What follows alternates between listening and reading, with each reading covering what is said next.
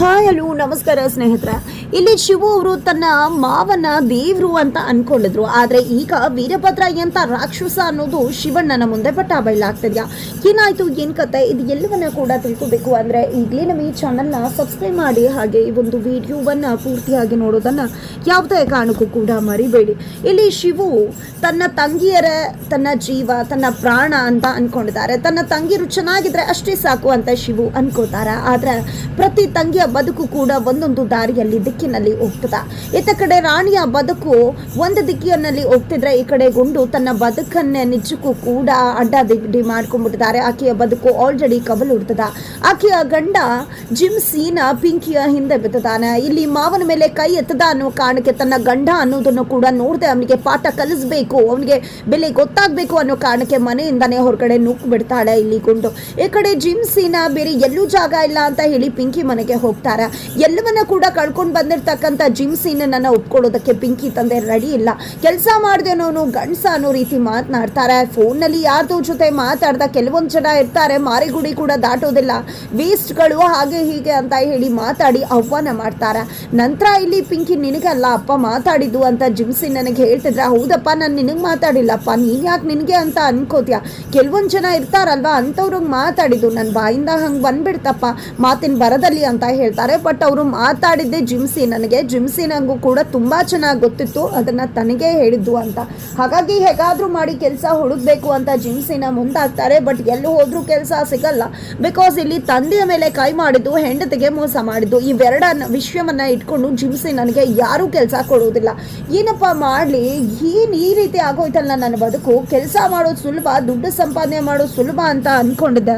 ಆದ್ರೆ ದುಡ್ಡು ಸಂಪಾದನೆ ಮಾಡೋದು, ಕೆಲಸ ಹುಡ್ಕೋದು ಇಷ್ಟು ಕಷ್ಟ ಅನ್ನೋದು ನನಗೆ ಗೊತ್ತೇ ಇರಲಿಲ್ವಲ್ಲ. ಇವಾಗ ಗೊತ್ತಾಗ್ತದೆ ಏನ್ ಮಾಡ್ಲಿ ನಾನು. ನಮ್ಮ ಅಪ್ಪಯ್ಯ ಅದು ಹೆಂಗೆ ಇಷ್ಟೆಲ್ಲ ಆಸ್ತಿನ ಸಂಪಾದನೆ ಮಾಡೋದು ನಿಜಕ್ಕೂ ಹೇಳತ್ತೀರೋದು ಅಂತ ಹೇಳಿ ಜಿಮ್ಸಿನ ಅಪ್ಪನ ಬಗ್ಗೆ ಯೋಚನೆ ಮಾಡ್ತಾರೆ.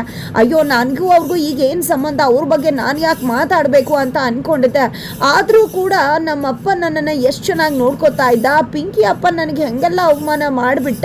ನಿಜಕ್ಕೂ ಕೆಲಸ ಇಲ್ಲ ಅಂದ್ರೇ ಬೆಲೆನೇ ಇಲ್ವಲ್ಲ, ಆದರೆ ನಮ್ಮ ಮನೇಲಿ ಎಲ್ಲ ಕೂಡ ಬೆಲೆ ಕೊಡ್ತಿದ್ರಲ್ಲ ಅಂತ ಹೇಳಿ ಇಲ್ಲಿಗಿಂತ ನಮ್ಮ ಅಪ್ಪನ ಮನೆಯೇ ವಾಸಿ ಆಗಿತ್ತು ಅಂತ ಹೇಳಿ ಜಿಮ್ಸಿ ನನಗೆ ಅನ್ಸತ್ತೆ.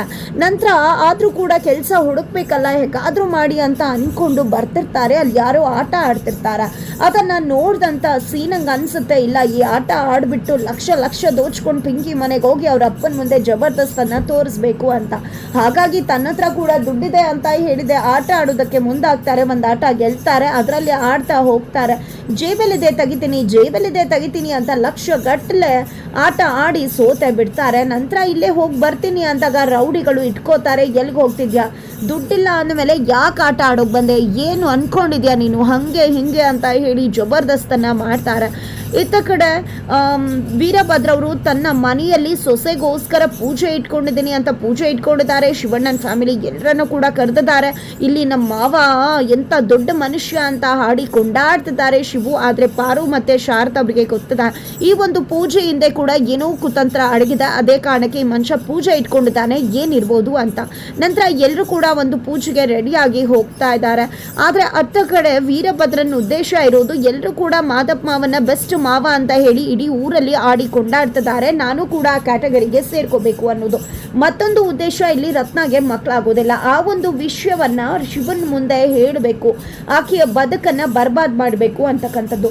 ಇತ್ತ ಕಡೆ ಅತ್ತಿಯಂದಿರಿಗೆ ಗೊತ್ತಾಗ್ಬಿಟ್ಟಿದೆ, ಖಂಡಿತವಾಗ್ಲೂ ನಮ್ಮ ಗಂಡ ಸುಮ್ಮನೆ ಪೂಜೆ ಮಾಡ್ತಿಲ್ಲ, ಅದರಲ್ಲಿ ಏನೋ ಕೆಟ್ಟ ಉದ್ದೇಶ ಇಟ್ಕೊಂಡಿದ್ದಾನೆ, ಶಿವಣ್ಣನ ಮುಂದೆ ಏನೋ ಮಾಡಬೇಕು ಅನ್ಕೊಂಡಿದ್ದಾನೆ ಅಂತ. ಹಾಗಾಗಿ ಆ ಒಂದು ವಿಷಯವನ್ನ ತಿಳಿದಂತಹ ವೀರಭದ್ರ ಅವರ ಒಬ್ಬ ಹೆಂಡತಿ ಬಂದಿದ್ದೆ ರತ್ನ ಹತ್ರ, ನೋಡು ರತ್ನ, ನಿನಗೆ ಈ ಮನೆಯಲ್ಲಿ ಎಷ್ಟು ಕಷ್ಟ ಆಗ್ತದೆ ಅನ್ನೋದು ನಮಗೆ ಮಾತ್ರ ಗೊತ್ತಿದೆ. ನಿನ್ನ ಗಂಡಂಗೂ ಹೇಳೋಕೆ ಆಗ್ತಿಲ್ಲ, ನಿಮ್ಮ ಅಣ್ಣನ ಮುಂದೆ ಕೂಡ ನಮಗೆ ಹೇಳೋಕೆ ಆಗ್ತಿಲ್ಲ. ಆದರೆ ಇವತ್ತು ನಿಮ್ಮ ಮಾವ ಪೂಜೆ ಇಟ್ಕೊಂಡಿರೋದ್ರಿಂದ ನಿಮ್ಮ ಅಣ್ಣ ಮನೆಗೆ ಬರ್ತಿದ್ದಾರೆ. ಈ ಒಂದು ಸಮಯದಲ್ಲಾದರೂ ನೀನು ನಿಮ್ಮ ಅಣ್ಣನ ಮುಂದೆ ನಿನಗೆ ಏನು ಕಷ್ಟ ಆಗ್ತದೆ, ನಿನ್ನ ಮಾವ ಏನು ಹಿಂಸೆ ಮಾಡ್ತಿದ್ದಾನೆ ಅನ್ನೋ ವಿಷಯವನ್ನ ಹೇಳ್ಬಿಡು. ಆಗ್ಲಾದ್ರೂ ಕೂಡ ಎಲ್ಲ ಸರಿ ಹೋಗ್ಬೋದು. ಖಂಡಿತ ನಿನ್ನ ಅಣ್ಣ ನೀನು ಕಷ್ಟಪಡೋದಕ್ಕೆ ಪಡೋದನ್ನ ನೋಡೋದಕ್ಕೆ ಖಂಡಿತ ಒಪ್ಪೋದಿಲ್ಲ, ಅವನೇ ಎಲ್ಲವನ್ನ ಕೂಡ ಸರಿ ಮಾಡ್ತಾನೆ ಅಂತ ಏನತ್ತೆ ಹೇಳ್ತಿದ್ರ. ಈಗ ಆಲ್ರೆಡಿ ತನ್ನ ತಂಗಿ ಬದುಕು ಹಾಳಾಗಿದೆ ಅಂತ ಹೇಳಿ ಯೋಚನೆ ಮಾಡ್ತಿದ್ದಾನೆ ರಶ್ಮಿ ವಿಷಯದಲ್ಲಿ. ಅಂಥದ್ರಲ್ಲಿ ನನ್ನ ಬದುಕು ಈ ರೀತಿ ಆಗಿದೆ ಅಂತ ಗೊತ್ತಾದ್ರೆ ಅದನ್ನ ಸಹಿಸ್ಕೊಳ್ಳೋಕೆ ನನ್ನಿಂದ ಸಾಧ್ಯ ಆಗತ್ತಾ ಅಂತ. ಆಗ ಇಲ್ಲಿ ಅತ್ತೆ ಏನ್ ಮಾತಾಡ್ತಿದ್ಯಾ, ಸಹಿಸ್ಕೊಳ್ಳೋದು ಈ ಕ್ಷಣ ಕಷ್ಟ ಆಗ್ಬೋದು, ಆದ್ರೆ ಮುಂದಿನ ಬದುಕಲ್ಲಿ ಎಲ್ಲ ಕೂಡ ಸರಿ ಹೋಗುತ್ತೆ. ಹಾಗಾಗಿ ಶಿವಣ್ಣಂಗೆ ವಿಷಯ ಹೇಳುವುದೇ ಒಳ್ಳೆದು. ಗುಂಡು ಬದುಕಲ್ಲೂ ಕೂಡ ನಿಮ್ಮಣ್ಣ ಒಳ್ಳೆ ತೀರ್ಮಾನನೇ ತಗೊಂಡಿದ್ದ ಅಲ್ವಾ, ತನ್ನ ಮನೆ ಕರ್ಕೊಂಡು ಹೋಗಿ. ಹಾಗೆ ನಿನ್ನ ವಿಷಯದಲ್ಲೂ ಕೂಡ ಒಳ್ಳೆ ತೀರ್ಮಾನನೇ ತಗೋತಾನೆ, ಎಲ್ಲ ಕೂಡ ಸರಿ ಹೋಗುತ್ತೆ, ಹೇಳ್ಬಿಡು ಅಂತ ಹೇಳ್ತಿರ್ತಾರೆ. ಅಷ್ಟರಲ್ಲಿ ವೀರಭದ್ರ ಅವರು ಅಲ್ಲಿಗೆ ಬಂದಿದ್ದೆ. ನನ್ಗೆ ಗೊತ್ತಿತ್ತು ನೀವು ಇಂಥವ್ರೆ ಇಂಥದ್ದೇನೋ ಮಾಡ್ತೀರಾ ಅಂತ ಹೇಳಿ ಹೆಂಡತಿಗೆ ಹೊಡೆಯೋದಕ್ಕೆ ಮುಂದಾಗ್ತಾರೆ. ಈ ಕಡೆ ರತ್ನ ಗಾಬರಿ ಇದ್ದದ್ದೆ, ನಿನ್ನೇನು ಹೊಡೆಯೋದು, ಇದಕ್ಕೆ ಕಾರಣ ಆಗಿರೋ ಇವಳನ್ನೇ ಹೊಡಿಬೇಕು ಅಂತ ಹೇಳಿ ರತ್ನನ್ಗೆ ಹೊಡೆಯೋದಕ್ಕೆ ಮುಂದಾಗ್ತಿದ್ದಾಗೆ ರತ್ನ ಅಲ್ಲಿಂದ ತಪ್ಪಿಸ್ಕೊಂಡು ಹೆದರ್ಕೊಂಡು ಬಿಡ್ತಾರೆ. ನಂತರ ಇಲ್ಲಿ ಮಾದಪ್ಪ ಮಾವ ಮತ್ತೆ ಲೀಲಾ ಅವರು ಹಾಗೆ ಗುಂಡಮ್ಮ ಎಲ್ಲರೂ ಕೂಡ ಪೂಜೆಗೆ ಬರ್ತಿದ್ದಾರೆ. ಇಲ್ಲಿ ಲೀಲಾ ಅವ್ರಿಗೆ ಮಗಂದೇ ಯೋಚನೆ ಆಗ್ಬಿಟ್ಟಿದೆ. ಅಲ್ಲಿ ಮಗನಿಗೆ ಕೆನ್ನೆಗೆ ಬಾರಿಸಿರ್ಬೋದು, ಆದರೂ ಕೂಡ ಮಗ ಅನ್ನೋ ಪ್ರೀತಿ ಹಾಗೆ ಇದೆ. ನನ್ನ ಮಗ ತಪ್ಪು ಮಾಡ್ಲಿಕ್ಕಿಲ್ಲ, ಆದರೆ ನನ್ನ ಮಗನ ಓಡಿಸ್ಬಿಟ್ರಿ ಅಂತಂದ್ರೆ ಹೌದೌದು ನಿನ್ನ ಮಗ ತಪ್ಪು ಮಾಡೋದಿಲ್ಲ, ಅಲ್ಲಿ ಎಲ್ಲಿ ಏನು ಮಾಡ್ಕೊಂಡು ಬಿದ್ದದಾನ ಅವನು, ಹಾಗೆ ಹೀಗೆ ಅಂತ ಹೇಳಿ ಮಾದಪ್ಪ ಅವರು ಮಾತಾಡ್ತಾರೆ. ಆದ್ರೆ ಗುಂಡು ಮತ್ತೆ ಲೀಲಾ ಅವ್ರು ಮಾತ್ರ ತಮ್ಮ ಮಗ ಮತ್ತೆ ಗಂಡ ಸಾಚ ಅನ್ನೋ ರೀತಿಯಲ್ಲಿ ಮಾತನಾಡ್ತಾರೆ. ಆದ್ರೆ ಅಲ್ಲಿ ಜಿಮ್ಸಿನ ಹೊಡೆಸ್ಕೊತಿದ್ದಾನೆ. ಇನ್ನೇನೋ ಅವನ ಕಥೆಯನ್ನೇ ಮುಗಿಸ್ಬಿಡ್ತಾ ಇದ್ರು ರೌಡಿಗಳು. ಅಷ್ಟರಲ್ಲಿ ಅಲ್ಲಿಗೆ ಪಾರು ಮತ್ತೆ ಶಿವು ಹೋಗ್ತಾರೆ.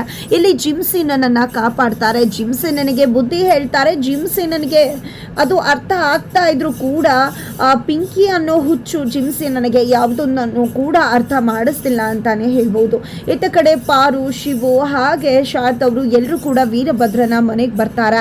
ವೀರಭದ್ರ ಆಲ್ರೆಡಿ ಪ್ಲಾನ್ ಮಾಡ್ಕೊಂಡಿದ್ದಾರೆ. ಇಲ್ಲಿ ಪಾಯಸ ಕುಡಿಬೇಕು, ಶಿವು ಮುಂದೆ ಅವನ ತಂಗಿಗೆ ಮಕ್ಕಳಾಗೋದಿಲ್ಲ ಅನ್ನೋ ವಿಷಯ ಹೇಳಬೇಕು, ಆಗ ಅವರ ಆತಂಕವನ್ನ ನೋಡಿ ತಾನು ಖುಷಿ ಪಡಬೇಕು ಅಂತ.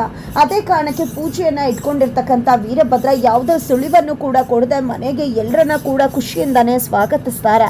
ಆದ್ರೆ ಇಲ್ಲಿ ಪಾರುಗೆ ಆಲ್ರೆಡಿ ಅಪ್ಪನ ಮೇಲೆ ಡೌಟ್ ಶುರುವಾಗಿದೆ. ಈ ಮನುಷ್ಯ ಖಂಡಿತವಾಗ್ಲೂ ಏನೋ ಪಿತೂರಿ ಮಾಡ್ತಿದ್ದಾನೆ ಅಂತ.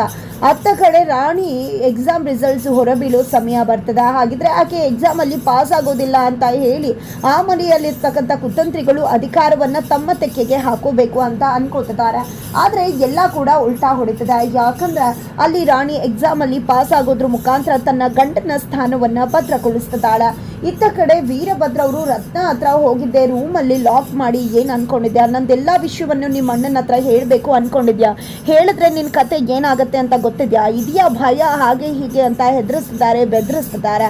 ನಿಜಕ್ಕೂ ಕೂಡ ರತ್ನ ನಡುಕಿ ಹೋಗ್ತಿದ್ದಾಳೆ.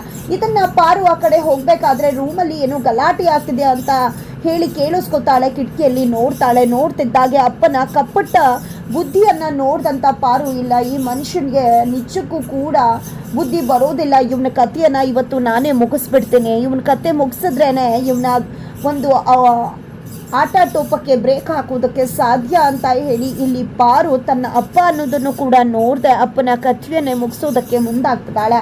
ಆದರೆ ಇಲ್ಲಿ ಶಿವಣ್ಣ ಬಂದು ಎಲ್ಲವನ್ನ ಕೂಡ ತಡೆದಿದ್ದಾರೆ. ಅದರ ಜೊತೆಗೆ ಶಿವಣ್ಣನ ಮುಂದೆ ವೀರಭದ್ರನ ನಿಚ್ಚುಮುಖ ಬಯಲಾಗೋ ಸಮಯ ಬಂದಿದೆ. ಬಯಲಾಯಿತು ಅಂದರೆ ಖಂಡಿತ ಉಗ್ರ ನರಸಿಂಹನ ಅವತಾರವನ್ನು ತಾಳಿ ವೀರಭದ್ರನ ಕಥೆಯನ್ನು ಮುಗಿಸೋದಂತೂ ಖಂಡಿತ ನಿಜ. ಆಗಿದ್ರೆ ಏನಾಗುತ್ತೆ ಮುಂದೆ ಅನ್ನೋದನ್ನು ತಿಳ್ಕೋಬೇಕು ಅಂದರೆ ಮುಂದಿನ ವಿಡಿಯೋಗೆ ವೆಯ್ಟ್ ಮಾಡೋದನ್ನು ಮರಿ.